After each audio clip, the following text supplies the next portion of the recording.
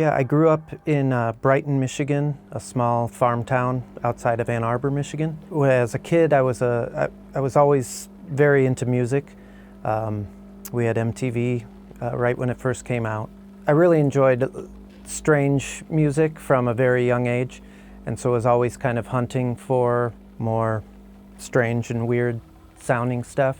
And eventually, at a young age, heard the Butthole Surfers and got really into punk rock, but was always kind of disappointed because nothing was quite as chaotic and psychedelic and weird as the Butthole Surfers. So it took me a while until I could find more exciting punk bands. And that led me to things like the Sun City Girls, and then through bands like Cabaret Voltaire and Throbbing Gristle, I learned about tape loops.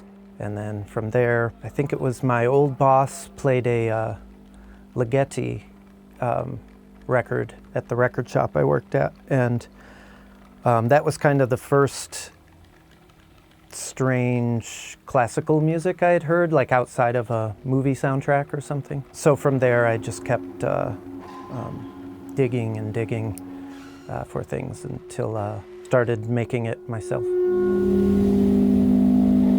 I had become kind of obsessed with this soundtrack by Mick Jagger for Kenneth Anger's Invocation of My Demon Brother. It has a early Moog soundtrack by Mick Jagger. And I had recently found at a pawn shop an old Moog Rogue synthesizer, but I couldn't get the loops that Jagger was getting using the old, probably one of the first Moog modulars. These kind of rhythmic sounds he was getting.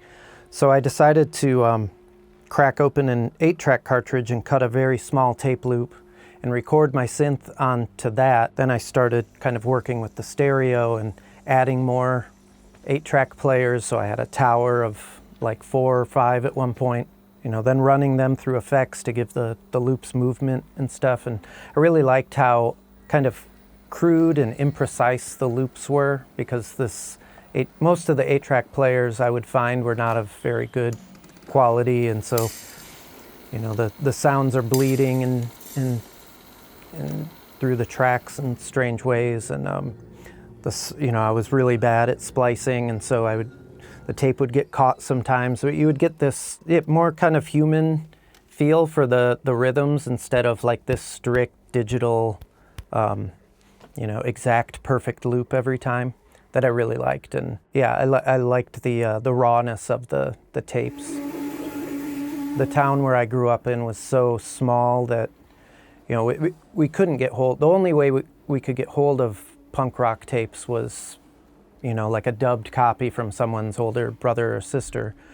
And so what I listened to a lot were these like multi-generational dubs of Misfits live concerts or Dead Kennedys live concerts or even the regular albums, but they always had this layers and layers of hiss that I didn't really realize it until many years later that's probably where I got, like, I really love tape hiss and just layering different hisses on top of each other and things like that.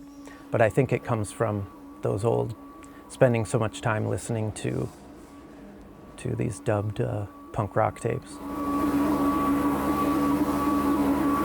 I have a skeleton in place, but it's mostly these days I do strictly improvisation, just because my gear is so unpredictable.